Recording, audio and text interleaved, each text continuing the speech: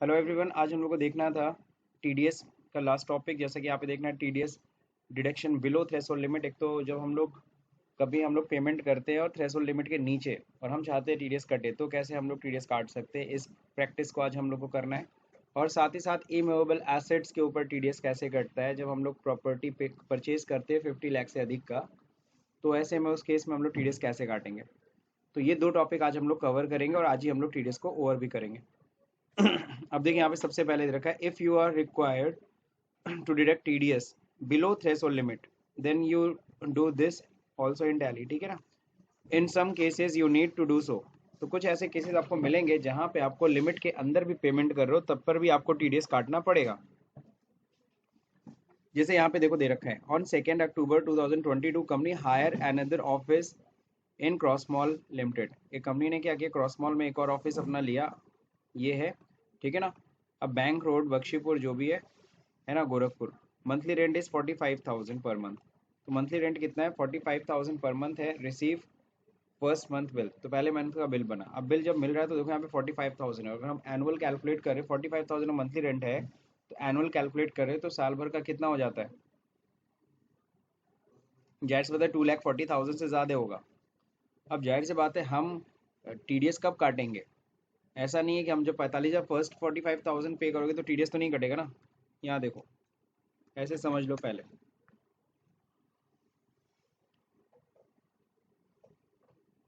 अगर तुम फर्स्ट 45,000 दोगे और लिमिट आपने कितनी तय की है, लिमिट आपने तय की है सपोज सपोज क्या, 2,40,000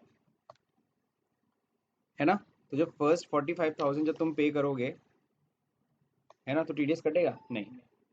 अगेन 45,000 पे करोगे तो टीडीएस नहीं कटेगा, क्योंकि अभी तक देखो अमाउंट कितना हुआ अभी तक, सही है ना। फिर 45,000 पे करोगे, अभी कितना होगा, सही है, 1,35,000। अगला क्लियर, 180 हुआ, अभी भी टीडीएस नहीं कटेगा ना। फिर टीडीएस कटेगा नहीं, अभी टीडीएस कटेगा, जी हाँ कट जाएगा। और कटेगा कितना पता है, इस महीने अगर हम टैली पे छोड़ दें तो टैली इस पे टीडीएस काट लेगा 10%, 27,000। यानी कि तुम सपोज करो first second third fourth fifth six seven, यानी छठवें महीने में जब तुम उसको रेंट दोगे तो तुरंत टीडीएस कट जाएगा 27,000 रुपये। और सामने वाले को तुम रेंट दोगे 45,000 में 27,000 लेस करके 18,000 रुपये। तो जाहिर सी बात है ओनर को गुस्सा आएगा कि नहीं आएगा, कि भैया तुमने क्या किया, तुमने सीधे क्या 27,000, 45,000 रेंट है मेरा, 27,000 तुमने टीडीएस काट लिया और दिया मेरे को कितना, सिर्फ 18,000। तो ये प्रैक्टिस नहीं होना चाहिए। जब आप देखो कि मंथली रेंट हम दे रहे हैं और आपको पता है कि 240 क्रॉस कर जाएगा, तो आप फर्स्ट मंथ से ही टीडीएस काटना शुरू कर दो। किस महीने से, फर्स्ट मंथ से ही टीडीएस। तो ये अच्छा प्रैक्टिस माना जाता है। कैसे, फर्स्ट मंथ हम देंगे और इसी पे से 10% टीडीएस क्या कर लेंगे, काट लेंगे 4,500। सामने वाले को रेंट कितना पे करेंगे, सामने वाले को रेंट कितना देंगे, 40,500 रुपीज़। और यही, हाँ यही आपको प्रैक्टिस करनी है हर महीने। इससे क्या होगा, उसको बराबर क्या हो रहा है, प्रॉपर पेमेंट मिल रहा है। और जो टीडीएस उसको पता है कि हर महीना इतना ही टीडीएस कटना है। सही है, हाँ अमाउंट भारी नहीं पड़ रहा है। और अगर हम लोग यहाँ पे देखेंगे तो हो गया 27,000 रुपये, सही है। तो ये स्वीट पेन की तरह हो जाएगा, धीरे धीरे कटेगा। तो यही हमें करना है। सवाल उठता है हम टैली को समझाएं, टैली को तो ये पता है कि टीडीएस हम कब काटेंगे। टैली को ये पता है कि हम टीडीएस तब काटेंगे जब 240 क्रॉस करें, क्योंकि थ्रेशोल्ड लिमिट हम लोग डिफाइन करेंगे। लेकिन फिर हमें इस टैली को समझाना है कि हमें मंथली पेमेंट में से टीडीएस काट लेना है। तो आप तब उस केस में आप वो टैली को ये समझाना पड़ेगा कि आप क्या करना, रेंट के केस में, सिर्फ और सिर्फ किस केस में, रेंट के केस में क्या नहीं करना, थ्रेशोल्ड लिमिट को आप इग्नोर कर दो। थ्रेशोल्ड लिमिट को क्या कर दो, यानी जितना भी पेमेंट करो तुरंत टीडीएस काटना शुरू कर दो फर्स्ट मंथ से ही। क्लियर, कुछ समझ में आया। यानी कि अब देखो कैसे करना है टैली पे, वो हमको समझना है। बाकी आपको पता है ये टीडीएस पे ऑफिस रेंट पे काटना है 45,000 पे, तो क्लियर हो गया। आपको पता है here you need to create 3 ledger. आपको पता है कि पहला किसका बनाना होगा, ऑफिस रेंट का। किसका बनाना होगा, ऑफिस रेंट का बनाना होगा। अगर बन रखा है दोबारा मत बनाइएगा, क्रॉस मॉल लिमिटेड का बनाना पड़ेगा।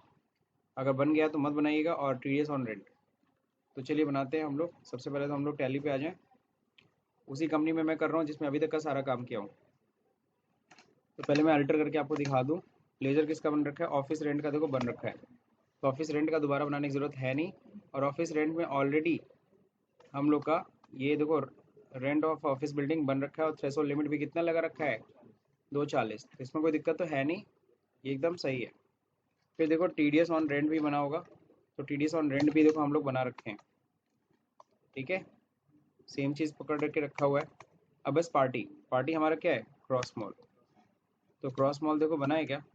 नहीं बना। तो जैसे पार्टी बनाना पड़ेगा। तो चलिए पार्टी बना लेते हैं। क्रिएट लेजर, क्या बनाना है? हाँ,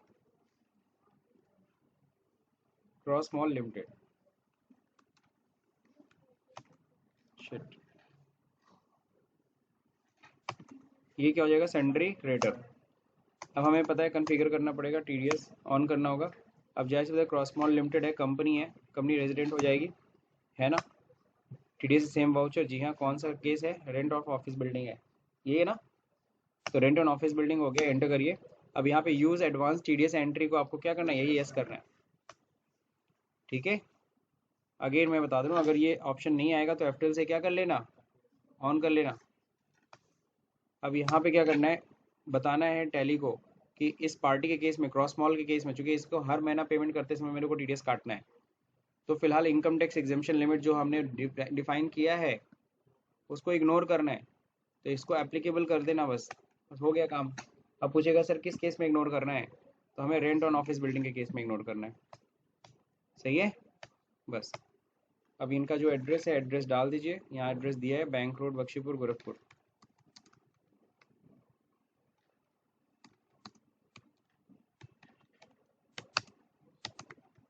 गोरखपुर, ठीक है, हो गया। अब तो कुछ एड्रेस एड्रेस और तो कुछ भरना नहीं है। कंट्री, पिन कोड दिया है 273001। पैन नंबर, जी हाँ पैन नंबर दिया होगा। नीचे देखो लेजर क्रिएशन मैंने दिया होगा, ASDCO। मैं ऐसे डाल देता हूँ, कोई दिक्कत नहीं ना? ओके, रजिस्ट्रेशन नंबर से कोई लेना देना नहीं है। रजिस्टर फिलहाल मैं करके आगे बढ़ रहा हूँ, डिटेल नहीं भरना है मुझे फिलहाल। ठीक है, तो पार्टी बन गई। अब क्या करेंगे? अब हम लोग ड्यू की एंट्री करेंगे। ड्यू की एंट्री कहाँ करेंगे? वाउचर में जाइए, F7। क्या दबाना है? F7। डेट क्या है? डेट वाउचर का देख लीजिएगा। वाउचर का डेट है 2 अक्टूबर। तो F2 करके 2 अक्टूबर कर लीजिए। खर्चा क्या है? एक्सपेंस क्या है? Office rent. ऑफिस रेंट हम लोग पकड़ाएंगे, कितना अमाउंट है? 45,000। सही है। अब क्रेडिट में देखो पार्टी क्रॉस मॉल, ठीक है ना? दो टीडीएस कट गया, सही जा रहा है। 240 नहीं ना क्रॉस किया, लेकिन फिर भी टीडीएस काट रहा है, बिकॉज हमने उसको बोल दिया इनकम टैक्स एग्जेम्पशन लिमिट। अगर मैं 10,000 रुपये भी देता तब भी टीडीएस काट लेता, 1,000 देता तब भी टीडीएस काट लेता। ठीक है ना, क्योंकि इनकम टैक्स एग्जेम्पशन लिमिट मैंने थ्रेशोल्ड को इग्नोर कर दिया। बिल नंबर देखो यहाँ पे दे रखा है CML 999, CML/999/2223। हो गया। कोई क्रेडिट डेज है क्या? कोई क्रेडिट डेज नहीं है, एंटर करके एक्सेप्ट करिए। इससे में टीडीएस कट गया, टीडीएस ऑन रेंट, ठीक है ना? नरेशन क्या होगा? Being expense due and TDS deducted. बस हो गया। तो ये देखो ड्यू की एंटर मैंने कर दिया। अब कहीं कुछ पेमेंट वेमेंट के लिए नहीं कहा था, तो इसलिए मैं पेमेंट अभी नहीं करूँगा। ठीक है, क्रिएट पार्टी लेजर, ये सब हो गया। टीडीएस लेजर ऑलरेडी बना हुआ है। Now pass the entry in respective voucher. ठीक है, ये तो हो गया हम लोग का ना, कट गया टीडीएस। अब एक और केस हम लोग आज कवर करेंगे। आज एक और केस कौन सा है सर? इमूवेबल प्रॉपर्टी वाला 194 IA। सर ये कौन सा सेक्शन है? 194 IA। आई मतलब इमूवेबल, ए फॉर एसेट। अगर हम कोई इमूवेबल एसेट या इमूवेबल प्रॉपर्टी अगर हम खरीदते हैं जो कि इसकी वैल्यू कितने से अधिक होती है? 50 लाख रुपए से ज़्यादा होता है, तो ऐसे में 1% टीडीएस काटेंगे। हाँ, यहाँ पे एसेट दे रखा है ना, क्लियर? और भी डिफरेंट डिफरेंट केसेस है, आपको मैंने पढ़ाया था। बैंक से अगर पैसा विड्रॉ करते हो, कैश विड्रॉ करते हो, है ना, 20 लाख से ऊपर साल भर में, और आप ITR नहीं फाइल करते हो, तो ऐसे केस में भी टीडीएस करता है ना, 2% या 5%, जो भी आप देख लेना सेक्शन में। तो इसलिए यहाँ पे तो प्रॉपर्टी खरीदने पे है, लिखा भी है, when company purchase any property more than 50 lakh then it's responsibility of the company to deduct TDS and deposit it to the government. सही है, अगर हमारी कंपनी कोई प्रॉपर्टी खरीद रही है 50 लाख से अधिक की तो ये सेक्शन एप्लीकेबल हो जाएगा। Company receive a bill of purchase an office building from क्या है, फाउंडेशन सेंटर हाउसिंग लिमिटेड। ठीक है, क्या है, एबीसीसी जो भी है 60 कितने का खरीद रहा है, 60 लाख का खरीद रहा है। ठीक है ना, एग्जैक्टली कंपनी का नाम तो ये है ना, एलेक्सा सेंटर हाउसिंग लिमिटेड। चलो कोई इशू नहीं, नाम में कोई गड़बड़ी उतना चलेगा, मैं सही कर दूं, एलेक्सा सेंटर। ठीक है ना, ओके, हाउसिंग लिमिटेड हो गया।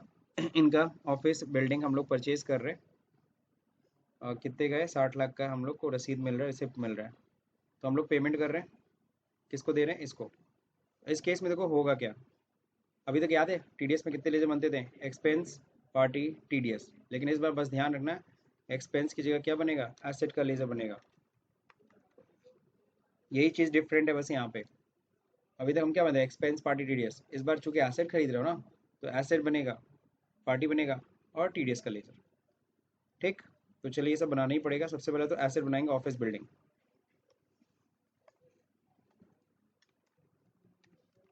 मैं एक ऑफिस बिल्डिंग खरीद रहा हूँ, ऑफिस बिल्डिंग क्या हो जाएगा, ये फिक्स्ड एसेट होगा। अब यहाँ पे जीएसटी एप्लीकेबल करना है, नहीं फिलहाल जीएसटी से हमें कोई लेना देना नहीं है। टीडीएस एप्लीकेबल, जी हाँ टीडीएस एप्लीकेबल करना है। अब यही एक नया ऑप्शन जो यहाँ पे आपको मिलेगा, क्योंकि आपको पता है टीडीएस में एक्सपेंस तो होना चाहिए, यहाँ तो एक्सपेंस बना नहीं रहे हो आप, एसेट बना रहे हो, तो बोलता है क्या, टैली वाला खुद ही आपको ऑफर देता है कि क्या इसको हम एक्सपेंस की तरह ट्रीट करें, टीडीएस एक्सपेंस की तरह, टीडीएस एक्सपेंस की तरह ट्रीट करें, जी हाँ, जब तक इसको यस नहीं करोगे आपका टीडीएस नहीं कटेगा। यस कर रहे हैं, नेचर ऑफ पेमेंट यहाँ बनाना पड़ेगा, क्या है, इमूवेबल प्रॉपर्टी बना लेते, क्या दिक्कत है, सही है। ओके, कौन सा सेक्शन, 194 आई ए, 94 आई ए, कितना, 1% टीडीएस कटेगा ना, और थ्रेशोल्ड लिमिट कितनी है, 50 लाख। हो गया प्रॉपर्टी, ऑफिस बिल्डिंग, ठीक है, और तो कुछ लिखना नहीं, यहाँ पे मेंशन करना नहीं है, कंट्रोल है, क्या करना है, कंट्रोल है। ऑफिस बिल्डिंग के बाद अगला क्या बनना है, अगर देखो पार्टी का लेजर कौन है, Alexa centre housing limited, syndicator है, कौन है, सिंडिकेटर। इस टीडीएस एप्लीकेबल, जी हाँ टीडीएस एप्लीकेबल होगा। अब लिमिटेड है तो जाहिर सी कंपनी रेजिडेंट है, ठीक है ना, कौन सा केस लगेगा, इमूवेबल प्रॉपर्टी। ठीक है, जी हाँ। अब यहाँ पे क्या करना है, इनका एड्रेस भरना है, एड्रेस देखो दिया हुआ है एलेक्सा का, 503 शास्त्री चौक,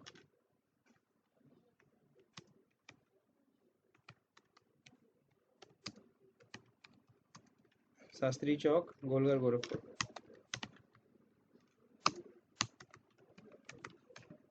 ठीक है, पिन कोड, पिन कोड तो मैं अपनी तरफ से लिख देता हूँ, हो गया। अब देखो इसके बाद करना क्या है, पैन नंबर इनका डालना जरूरी है ना, वरना टीडीएस पता है 20% क्रेडिट से कटेगा। तो देखते हैं नीचे इनका पैन नंबर डाला होगा इन्होंने लेजर के अंदर, AB CC1234K।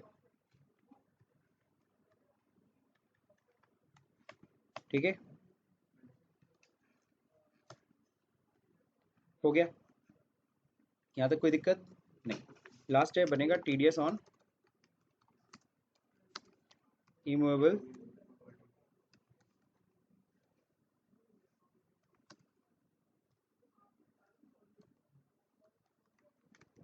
सही है।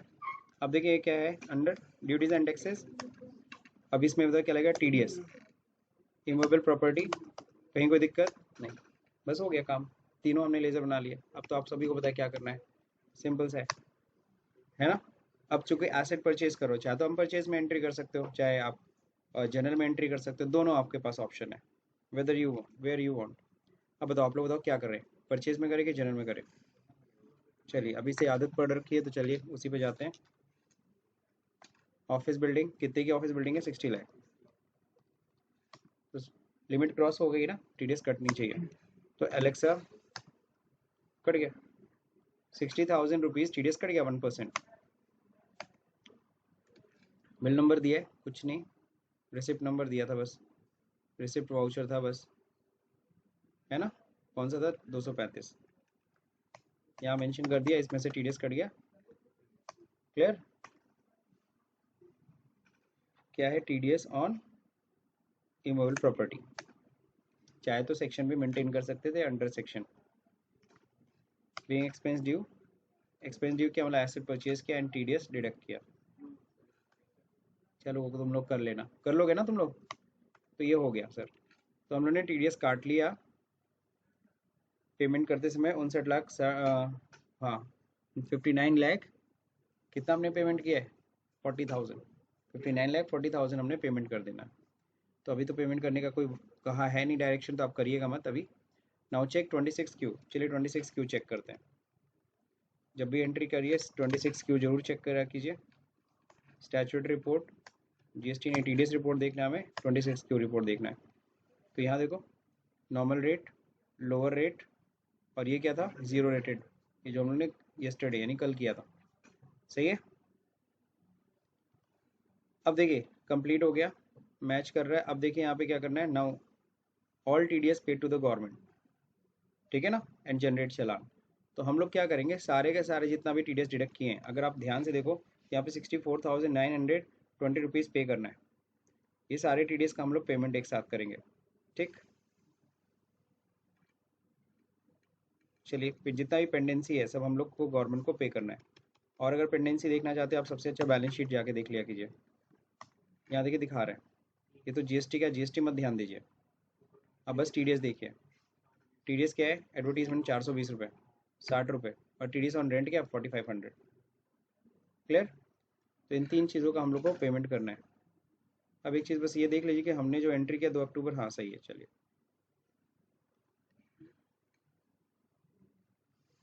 अब हम लोग जाते हैं क्या वाउचर में, हम लोग को पेमेंट करना है तो किस में जाएंगे? F5 पेमेंट में। तो यहाँ पे कंट्रोल F दबाएंगे।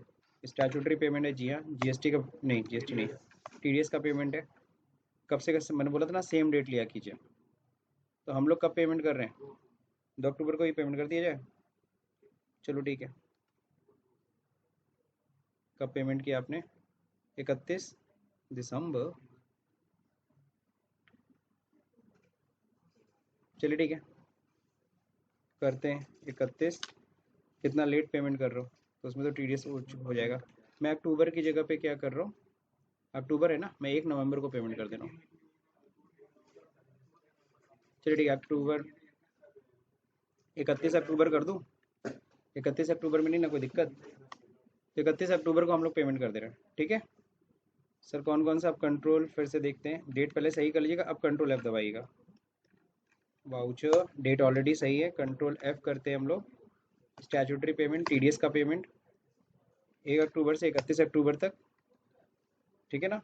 और कभी ओवरलैपिंग ना हो, क्या ना हो, ओवरलैपिंग ना हो, तो आप 1 अक्टूबर की जगह 31 अक्टूबर 31 अक्टूबर सेम लिख सकते हो, ठीक है। अब फिर यहाँ पे किस डेट तक? 31 अक्टूबर तक का। अब यहाँ पे क्या है, कौन सा सेक्शन है? 3 सेक्शन का देखो पेमेंट बचा हुआ है। 194C कॉन्ट्रैक्ट का, 194I रेंट का, 194IA, ये तीनों का पेमेंट रह गया। बताओ किसका पेमेंट करना है? सबका करना है तो ऑल आइटम। हम एक ही चालान है, एक ही पेमेंट से सबका चालान बना देंगे। एग्जैक्टली हम TDS काटते चले जाते, तो किसी को कमीशन देते उसमें से TDS काट लिए, किसी को रेंट दिया उसमें से TDS काट लिए, लेकिन इस महीने का सारा TDS तो हम पेमेंट करेंगे ना अगले महीने की 7 तारीख तक। समझ रहे हो कि नहीं समझ रहे हो? ऐसा थोड़ी ना कि आज मैं TDS काटा, मैं आज ही पेमेंट गवर्नमेंट को करने जाऊंगा, नहीं। TDS काट के रखे रहो, कब जमा करेंगे? अगले महीने की 7 तारीख तक इकट्ठा सब जमा कर दिया जाएगा, ठीक। तो देखो सब इकट्ठा हम जमा कर रहे हैं, इसीलिए मैंने ये जानबूझ के मैंने इन सब का पेमेंट रोक रखा था, आपको एक साथ भी करने को दिख जाए कि आप सारे के 2 3 पेमेंट हम एक साथ करेंगे। तो ऑल आइटम इन तीनों केसेस में तो क्या करेंगे? All item, all item, all item. समझ रहे? किससे करेंगे? SBI से। सबका देखो आगे है कि नहीं है? एडवर्टीजमेंट का, इमूवेबल प्रॉपर्टी का, रेंट का, सबका अमाउंट एक साथ आ गया। इंटर करते हैं, चेक नंबर अपने आप आ रहा है। किसके नाम पे कटेगा? इनकम टैक्स के नाम पे कटेगा। बीइंग हाँ ठीक है ना, तो यहाँ तक सबको समझ में आ गया, एक्सेप्ट कर लें, हो गया। लेकिन सॉरी, तो चालान कैसे निकलेगा, तीनों का चालान अलग अलग बनेगा, अल्ट पी करके चाहे तो चेक कर लो, रिव्यू एल्ट जेड, ये पहला चालान है, कौन सा 19, ये देखो 94C दिख रहा है कि नहीं दिख रहा है, ये 94C है, 420 रुपये। फिर पेज डाउन करोगे, अगला आएगा 94I है, 60,000 का TDS। फिर पेज डाउन करो, अगला आएगा 94I 4500। मतलब समझे ना, तो सारे के सारे क्या हो रहे हैं, यहाँ पे चालान डिस्प्ले हो रहे हैं, बस page down page down page down, दिख रहा है चेंज हो रहा है, तो तीनों चालान एक साथ प्रिंट हो जाएंगे।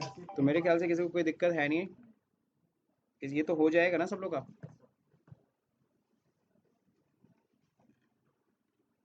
हाँ कुछ बोल रहे थे आप। हाँ फिर तीनों का चालान और एक सिंगल चेक काट के आप लेते जाइए, क्या दिक्कत है, चेक सिंगल ही कटेगा टोटल अमाउंट से, और चालान भले क्या रहेंगे, तीन अलग अलग, क्योंकि कटना तो एक ही चालान से ना। अब लास्ट में देखो क्या है, आफ्टर पेमेंट आपको क्या करना होगा, हाँ, तो जो रिकनसाइल आप कर लीजिए, रिकनसाइल करने के बाद अब 26 क्यू आप चेक करिए, ठीक। तो यहाँ जो पेबल में आना चाहिए वो पेबल खत्म हो जाएगा।